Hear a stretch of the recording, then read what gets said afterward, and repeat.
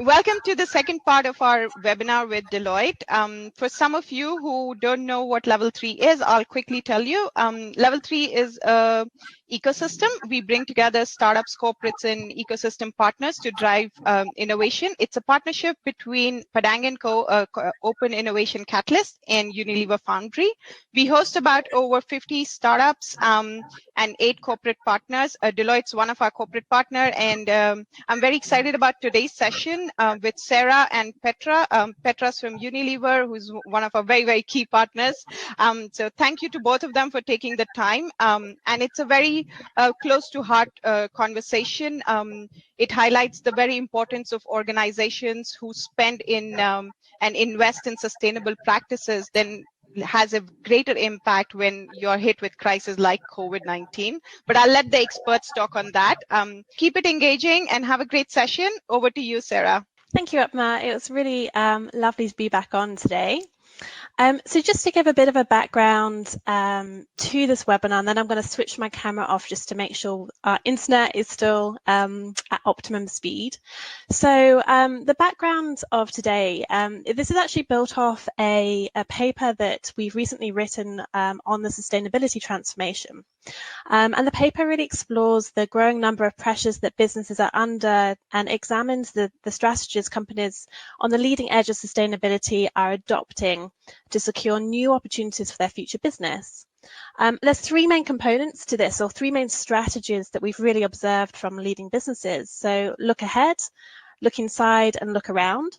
So as Upma noted, this is it's a 3-part series. So last week we looked ahead with an impact investor. This week we're going to be looking inside with Unilever. And then next week we will look around with one of the startups in the Singapore ecosystem. So we have teamed up with Level 3 to turn these 3 different strategies into a 3-part series.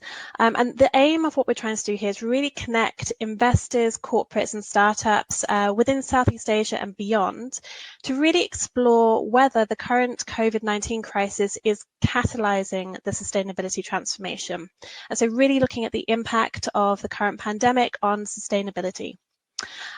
So yeah, last week we looked ahead to the future business. We had Mason Tan from Garden Impact, an impact investor based in Singapore working across Southeast Asia.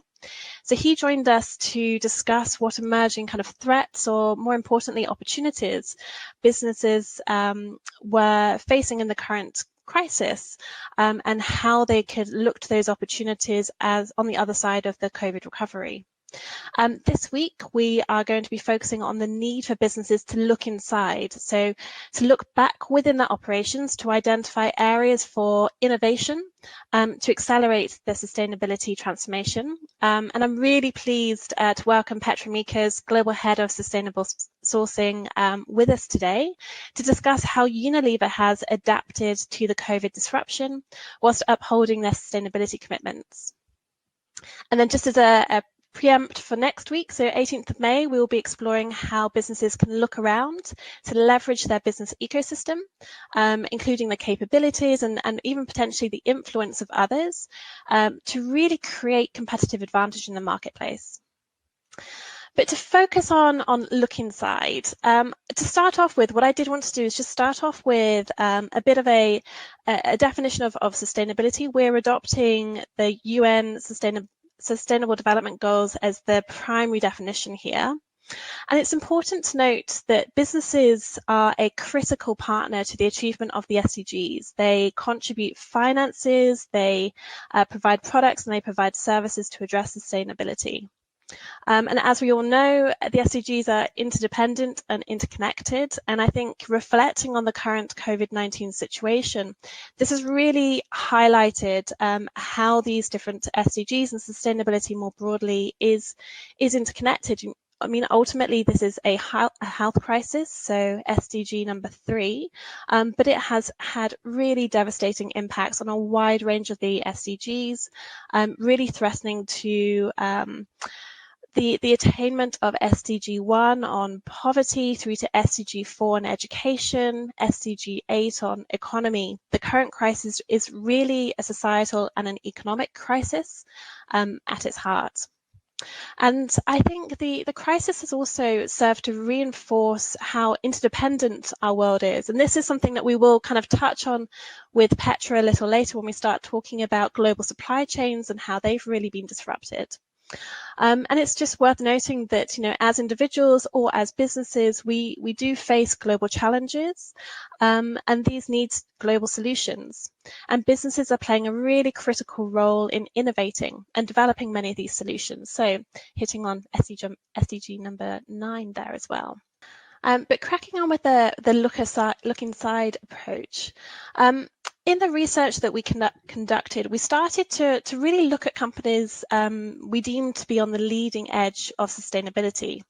And what, through the research, I began to notice is that many of these companies, when looking back inside their business, they did far more than just integrate sustainability into their existing operations and strategies and products and services. Instead, they started to adopt a more transformative and impactful approach, where sustainability considerations can drive the design of new business models, new business strategies, products and services. And so seeing the SDGs just as a framework here can be really helpful to help kind of ignite innovation. So just to draw on a few examples, SDG number 3, and again, current COVID crisis is a health crisis at its heart. An example here is Unilever, their ability to really adapt production lines to meet the sudden demand for hand sanitizers, and support the global effort to tackle COVID-19 is an example of supply chain agility and innovation. Likewise, if we look at SDG number 12 on responsible consumption, we've seen the organisation IKEA, so Swedish-based, launch a new furniture rental model, really allowing customers to acquire, care for and pass on IKEA products more sustainably. And this is really interesting. I mean, not necessarily COVID related, but this is interesting because they're really hitting a market that perhaps has a high churn in temporary housing, and therefore was potentially kind of moving through a lot of products quite quickly. And this was really a way to support the affordable access to their products, but in a more sustainable way. Likewise, SDG number 13, we've seen VW ramp up their electric vehicle, EV models, to meet growing demand by consumers to reduce carbon emissions, and so looking for alternative vehicle types. And I think what these examples just merely highlight is the dual benefit of tackling the SDGs whilst also opening up new business opportunities, and really seeing innovation as the primary way through which to do this. When we started digging down a little bit deeper, so after kind of pulling apart many different case examples, what we started to realize were that there were a number of key shifts taking place within organizations. And these key shifts, they can be mindset shifts as well, that really represented this shift towards seeing sustainability as a way that can really ignite and promote innovation. And we found a number of key characteristics that go beyond that.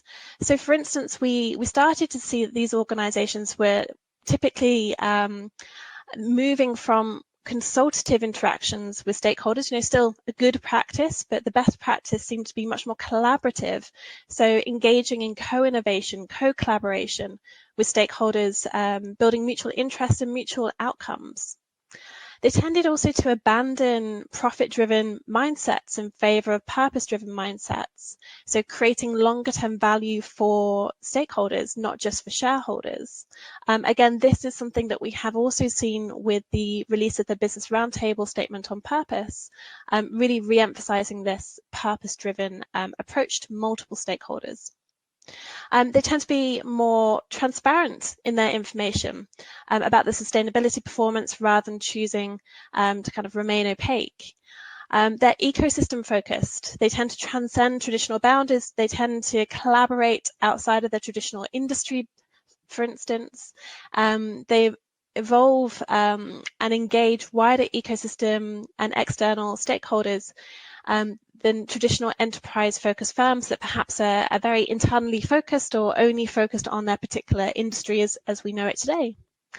They tend to embrace regenerative models, so they try to find ways to restore and reconstruct. So abandoning this preservative model that focuses only on do no harm, instead these regenerative models really look to have a positive impact through their operations and through their interactions with these different stakeholders or even customers. And finally, they tend to diverge away from the linear take, make, consume, waste model to using resources in a way that adopts a more circular model to prevent waste. So these are just a couple of key shifts that we have seen, and I think what they're indicating is the emergence of a whole new range of new business models that are creating new opportunities for businesses to not only think differently about sustainability, but potentially act differently as well. And I did want to highlight just very briefly a few kind of key opportunities, particularly in the supply chain and distribution side of things, that really highlight companies that are doing this in quite an interesting way. So, for instance, global agribusiness company Olam International, they're headquartered here in Singapore, but global operations. They've really sought to enhance their supply chain transparency through the development of an at-source platform. And this really provides buyers with a line of sight into environmental and social footprints, as well as raw ingredients.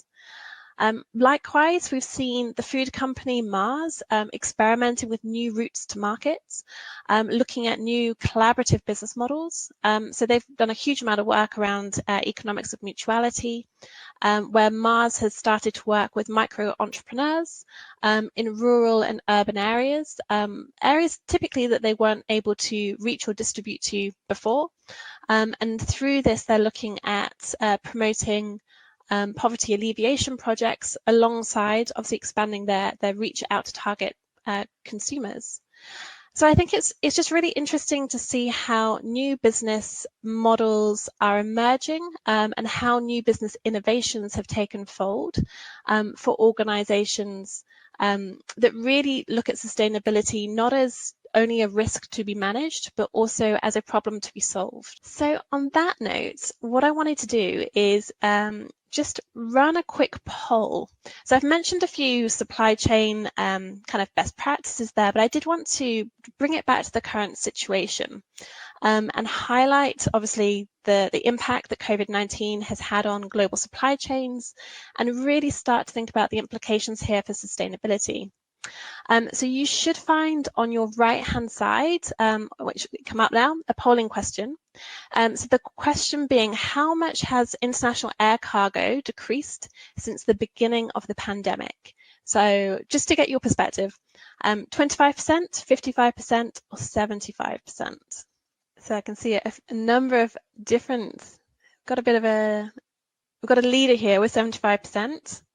Some say 25%, and just as a bit of a hint, what I've included here is just a map showing China's countries that import products from China, just to kind of give an indication of the current global scope. And you can see the number of countries that have up to 35% of their imported products from China. And obviously China's just one country that was obviously very early affected. Now thinking about the global nature of this. Okay, I'll give it another 2 secs. Okay, so we have 51% saying 75%, 21% saying 55%, and then 28% saying 25%. So in the lead, we have mass global disruption at 75%. Actually, I've got to say it's 55%. But I think this is just a good segue to introduce Petra to the webinar today.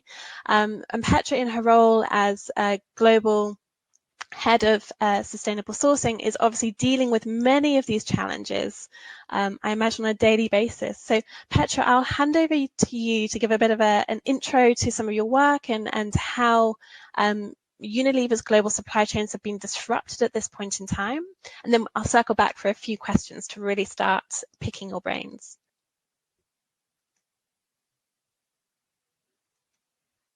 So good afternoon, everyone. Thank you so much for being in our presentation for today.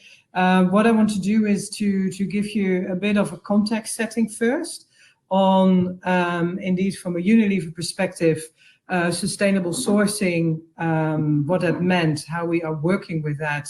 And so within that context, I put a bit of a presentation together to just run through the context setting. So if you look at where we sit in the supply chain, for us, sustainable sourcing means that we have to work with farmers and suppliers to drive up social and environmental standards in our supply of agricultural raw materials in particular.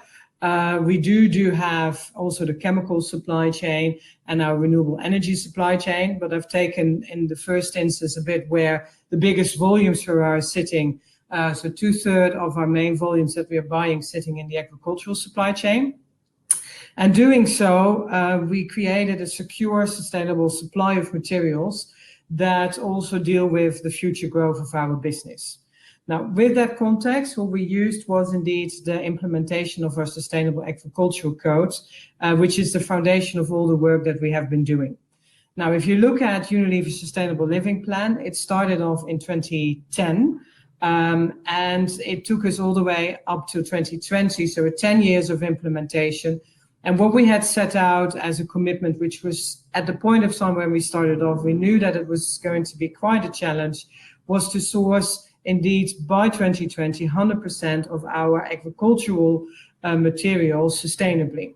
That, if you look at indeed what I said, the framing of that would be the Unilever Sustainable Agricultural Code, which was aiming to improve indeed, to drive continuous improvement in that chain. So you have to think of indeed reduction of emissions.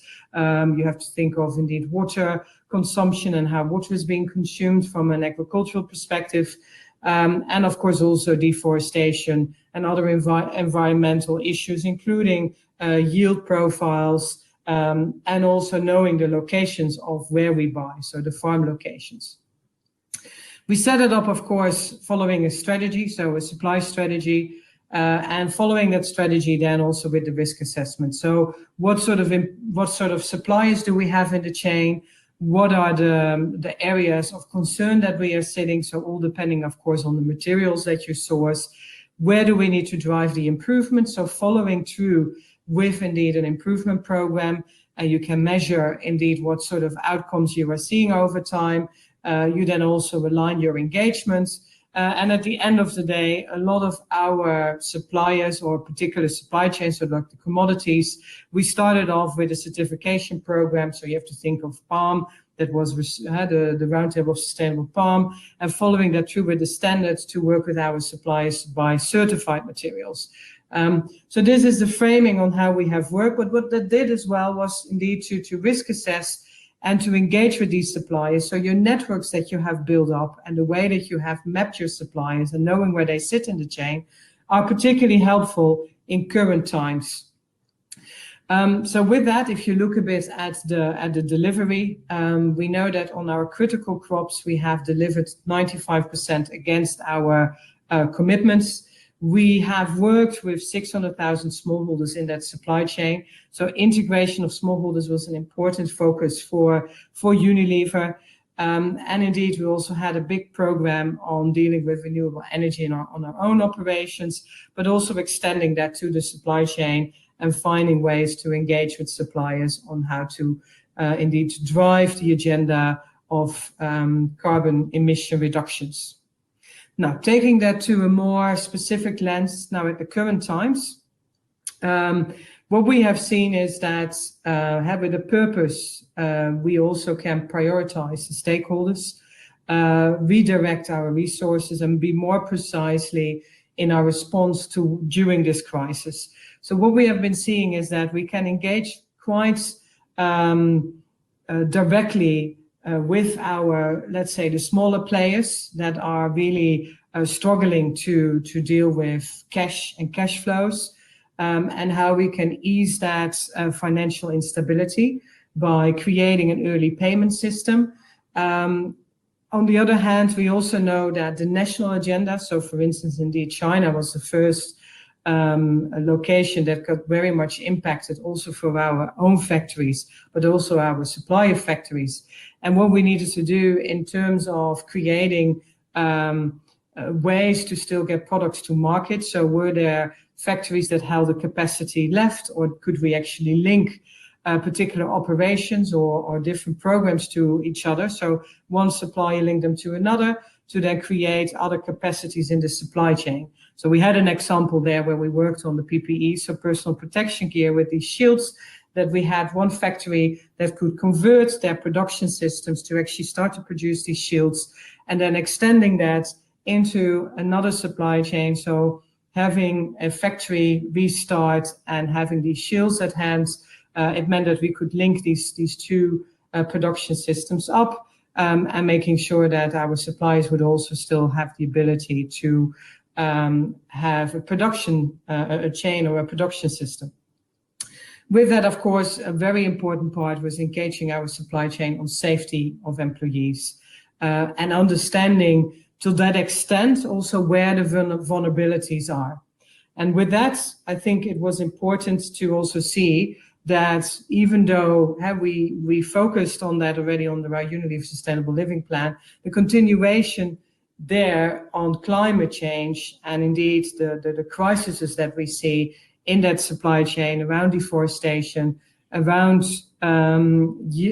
crops and the impacts of climate on crop production systems, but also the social inequality, are areas where we have to continue to focus. This is also what our consumers are expecting, so for companies to take these actions, to not take the ball off our climate, of inequality, and to move that forward, even though we know that the current challenges that we are facing are of very much the day-to-day nature.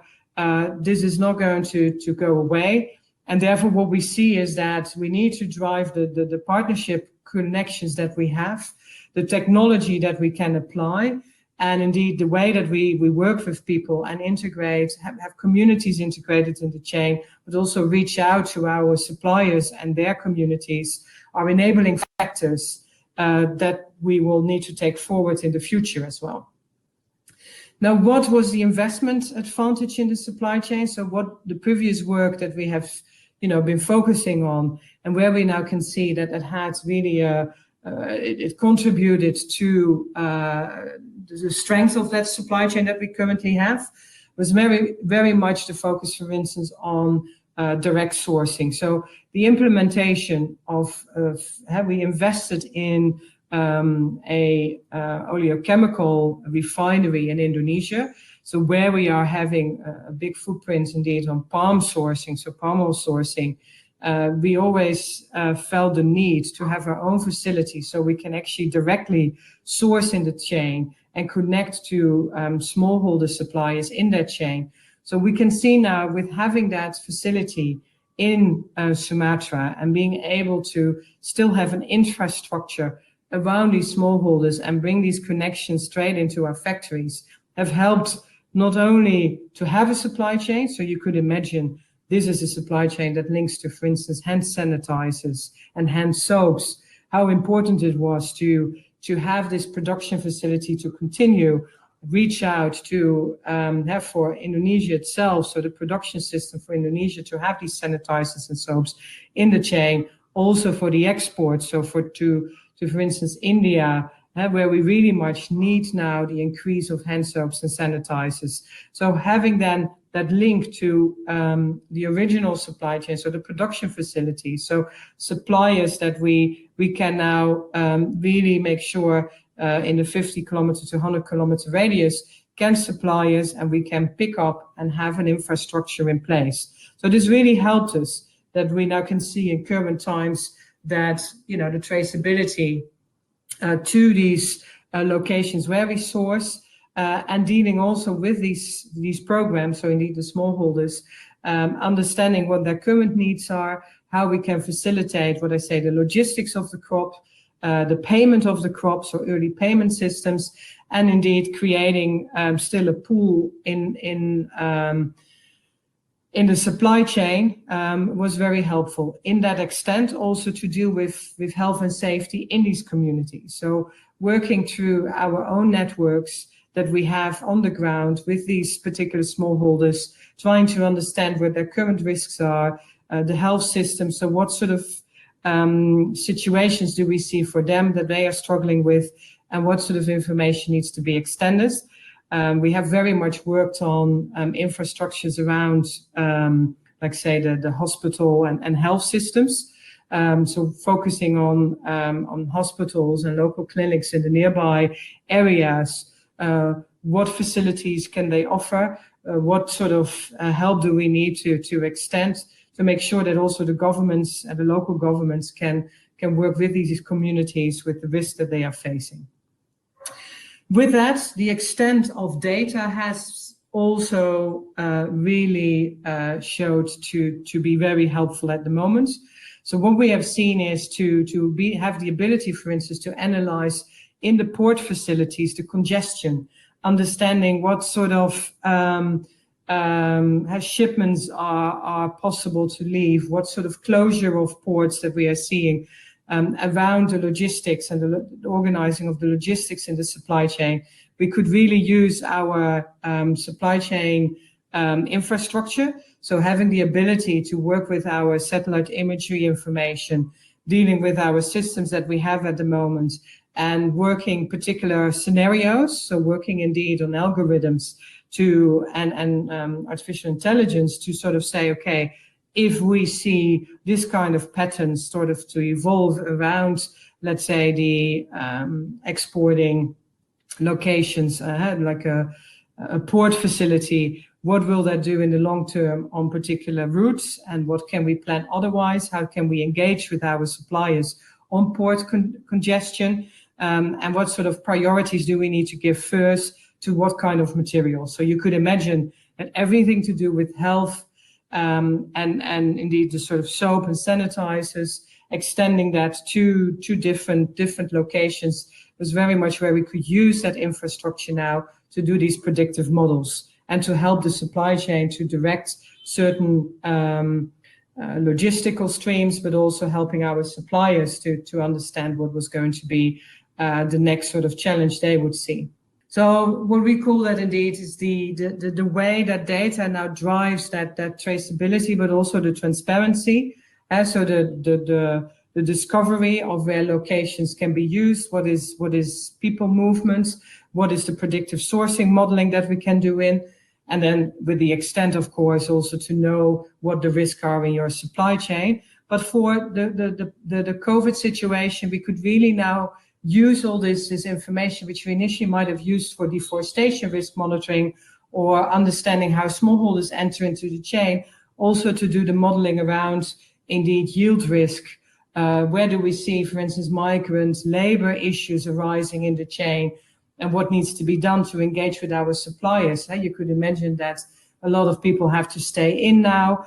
They can't go to the field to harvest. What sort of issues would we see in the long term for the planning and for particular material restrictions? So we could really use now our data system very much to help us to predict and to analyze.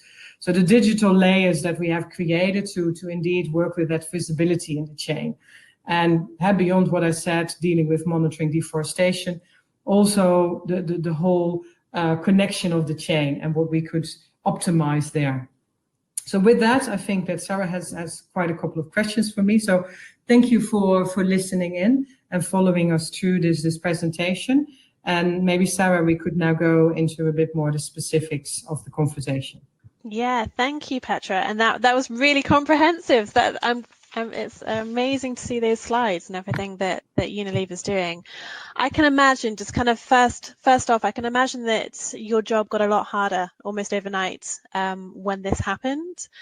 It would be good if you could, I would say, just kind of walk us through some of the complexities or some of the dilemmas or challenges that you had to face, given that this happened so suddenly and on such a global basis. Can you kind of reflect or give an instance of a key dilemma that you faced?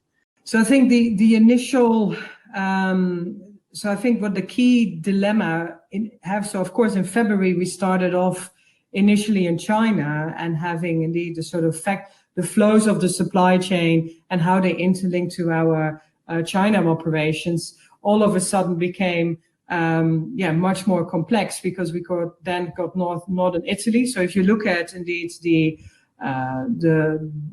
production systems in China, as well as northern Italy, which has quite a couple of chemical suppliers for us, and how that then impacts to manage around capacity. So what capacity do you have left over, and where do you need then look for other capacities in the chain?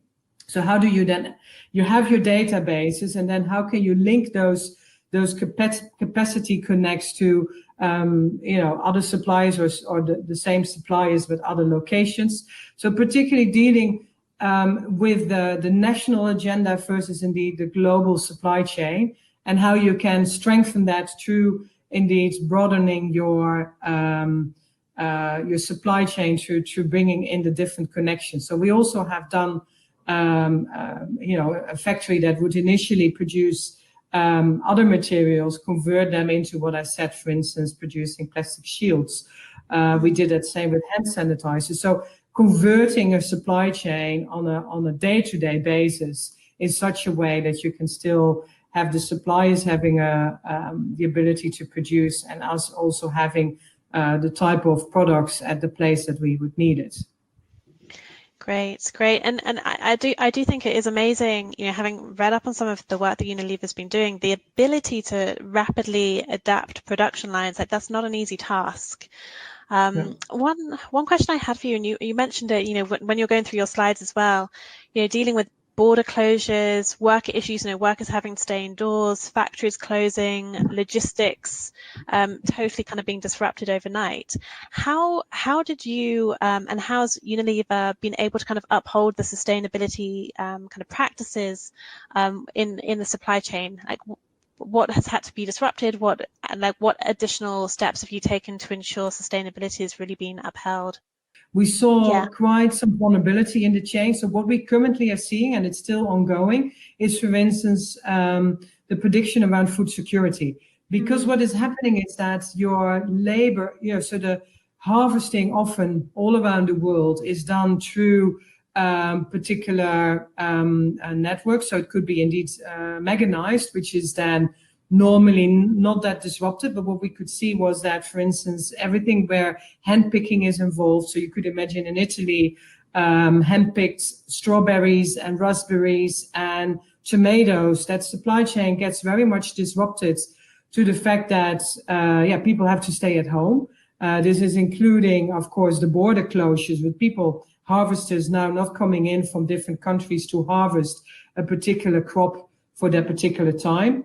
So what we have done so far is to work indeed with our suppliers, which are then linking to the farmers, to set up again the analysis of where border closure is happening, what is the risk around certain countries, to do the risk assessments of the ability to have workers, but also to extend indeed the right practices around healthcare. Not transferring people over that are not being tested, making sure that there is social distancing in place.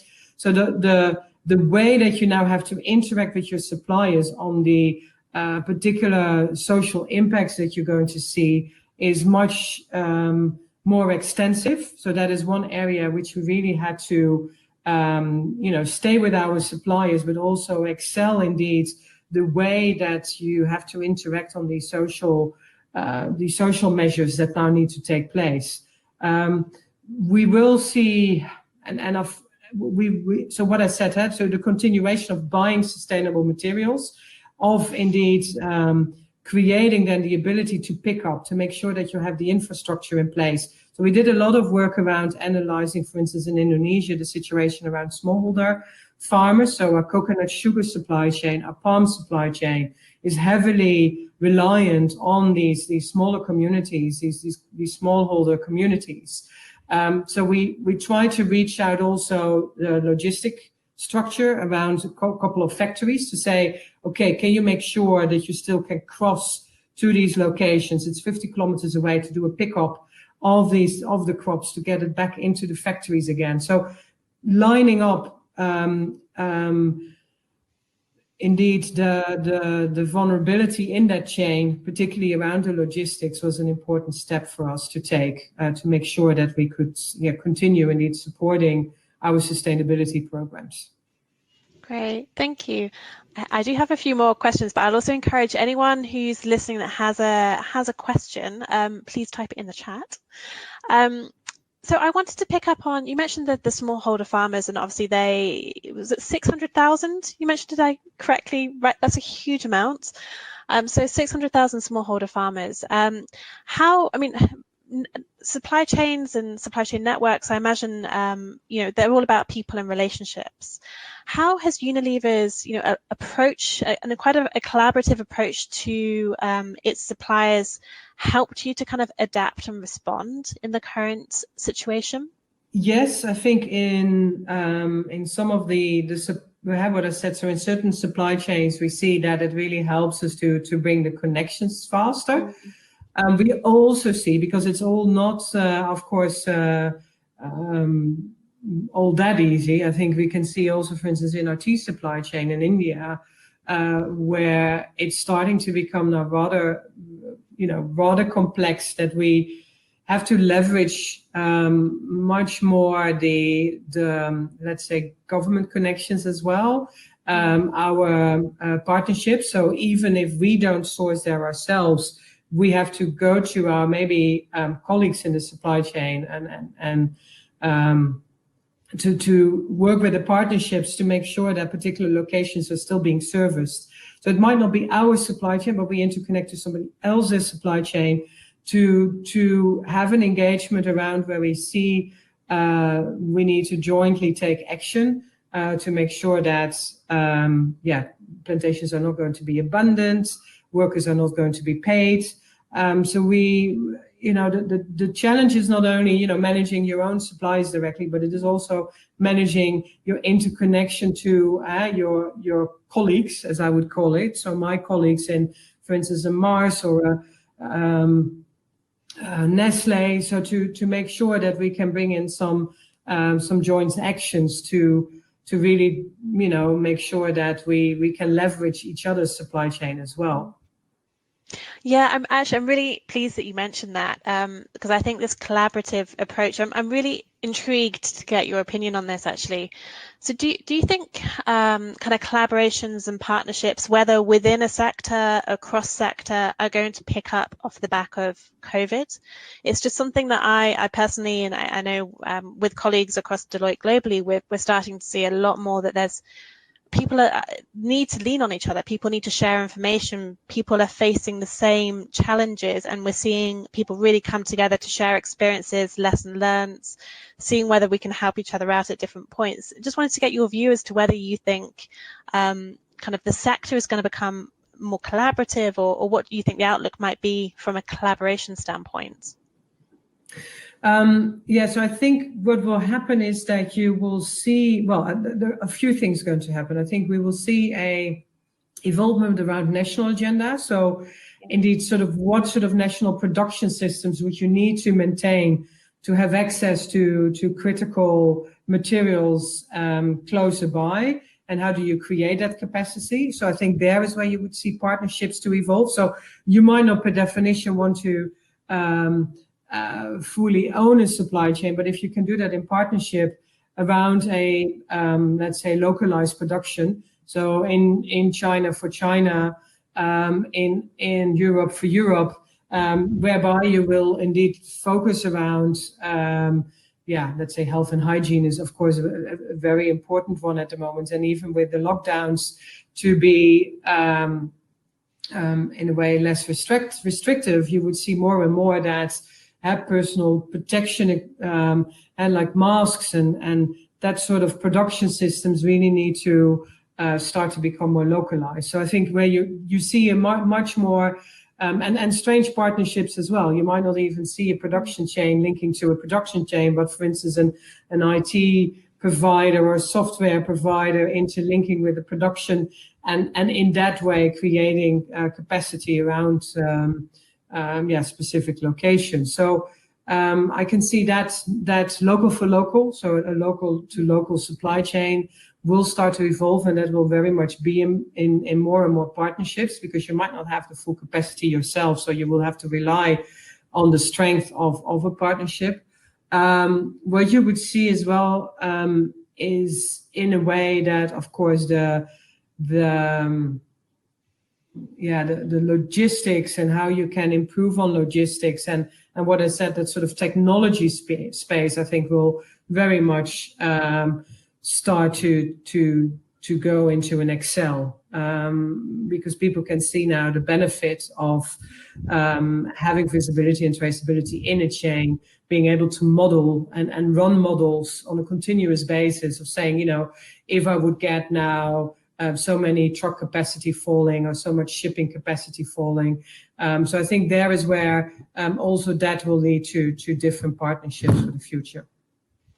Yeah, and actually, you mentioned this in your presentation as well, talking about some of the technologies around traceability that you invested in the past that were perhaps originally designed for or implemented for palm oil, and how they've been harnessed now to kind of support with the logistics and the supply chain challenges that you're facing. I'm really interested to see, some of the kind of unexpected benefits that have come from investments in technology, and really where you see technology kind of accelerating or ramping up in terms of its role in supply chain and sustainability in supply chains. Yeah, so what you could imagine, I think I think it's not going to be only sitting around, for instance, the traceability. I think it is going to sit also around the data analytics. So what you can really analyze of the richness of your data, and to really do the prediction, the predictive modeling. So to say, okay, are we expecting particular people movement? So what we have seen is that we used, and this was not based on geolocations, but this was based on people and their movement, of course, of mobile phones and how mobile networks are being used at the moment. So to pick up on that data use and the movement of that, to see what the sort of aggregation of the people movements also are. I think the track and tracing, which we are seeing currently around people and going into an area which has that people can trace you back to where you have been. It's not so much, I think it's more on an aggregated level, but to say, okay, also what sort of movements do you see from a risk perspective, but also like from a productivity perspective. So do we see that in this area we have a certain output of yield from, let's say, so many tomato outputs? How is it currently logistically being handled? Where is it ending up in the chain? Can we keep it into a consolidated location? Should we not move it so much about? So it's very much the risk planning of that supply chain, but also the way that you can work with people movement. I think it's going to be very much an integrated system. So it's not only geolocation data, but also the sort of use of system analysis and the analytics around the data sets that you currently already have. So we've had actually on the back of this a couple of questions come through the chat relating to kind of the data. So one question is, what data points have been most surprising or most useful in terms of predicting issues in the supply chain? Sometimes we rely on traditional data, but we can be surprised of the effectiveness of unusual data. So have you been surprised by any certain data points that are perhaps collected for a totally other purpose and you found them beneficial in the current COVID context? Yeah, so the data set that we use to actually to do more tracing, so to trace from one production location to the next. So how does that movement come about? So where is something being, starting to move? What I said, it was much more an aggregated data set with phone pins, and analyzing that pattern. We could do so much more with that data set than only a flow of materials. It was also what I said, the risk of people movement and what we were seeing around the spread around, for instance, particular cities and how what I said, the logistics would sort of starting to get impacted, and a way that the way that we could reroute the material flows as well. So I think that was very, we used it for traceability, and then it ended up actually more in the sort of analytics of what you can do with that phone system. So out of the phone ping data, you can indeed have, what is it, an infrastructure network being reflected upon it, because people are using trucks to move from A to B. So if they are using a particular network or a particular app, you can, use that data again then to say, okay, that person was moving from A to B at that time, and it took him this long, and therefore, these are the type of delays that we are seeing. So that was initially not the purpose of it. It was very much the purpose of traceability, but we can see now that we can use actually these data sets in a very different way. Yeah, and another kind of question exactly linked to that point is, have kind of AI technologies been helpful when kind of churning through this big data sets to kind of identify novel or uncertain situations, and potentially, I imagine, uncover new patterns as supply chains are shifting and moving? Yeah.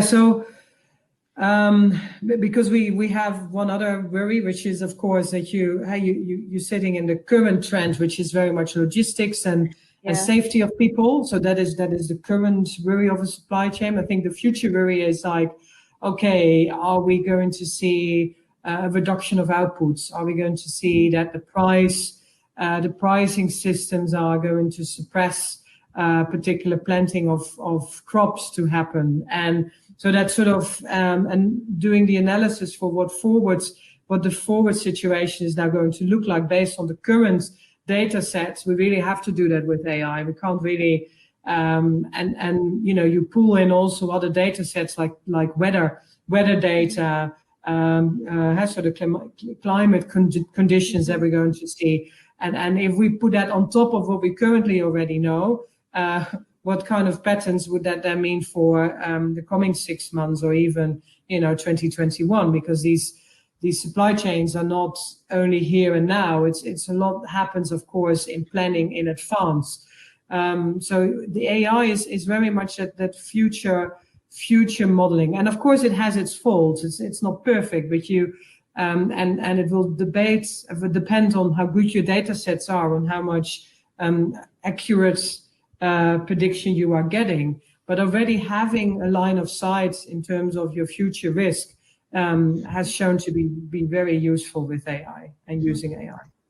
Yeah, and this kind of future thinking and scenario planning, we're seeing it coming through more and more and more as well, where it's trying to work out. It's not necessarily trying to identify, the critical certainties that are coming. It's more about the critical uncertainties. So what are the extreme variables that we need to account for here? How do we manage? It could go totally this way or that way, whether in terms, as you said, in terms of climate or consumption or output, or so many different factors that could produce so many different outcomes. One kind of final question I did want to kind of pick you up on, actually, with this kind of future outlook. You mentioned kind of the local for local and how supply chains may be kind of regionalizing. So this is something that we've started to witness in a couple of different sectors, but I would say kind of first and foremost in food, because obviously that's where the immediate kind of need is. Is this a trend that was happening pre-COVID and it's been accelerated, or is this a newer kind of trend that is just purely kind of ignited by the current COVID situation? Oh, okay, I think we've maybe lost Petra, but on that note, we'll have to imagine her response about kind of future trends in supply chains, and whether it's going to stay, whether globalization is going to come back, or whether we are moving to a regional or local model for supply chains. So I'd like to thank Petra very much for joining us today. And I did also want to highlight that, this is a 3-part series. And next week we will be focusing on look around. So this is really going to be really exploring and digging deep into some of these key concepts that we touched on today around business ecosystems. So how multinationals, investors and startups are coming together at this point in time to really kind of harness one another's strengths, business relationships, and potentially influence as well to really make it through this really troubling time, but also with an outlook to the future to see where new opportunities may emerge through collaboration. And I'm really excited to say that we are going to be joined by Alistair Douglas, who is founder of Each Mile Technologies, and is also a friend of Level 3. So I'm very much looking forward to Alistair joining. And finally, what I would like to say is just a very huge thank you to Petra once again for joining and giving us such depth and insight into Unilever's supply chain and how they're really tackling and responding to the current situation. As well, I would like to thank Level 3 for putting this together. So we are going to be sharing all the slides, so you will get an email with a link to the slides, and there'll be a feedback form circulated as well. And I hope that you can join myself and Alistair next week. Thank you so much.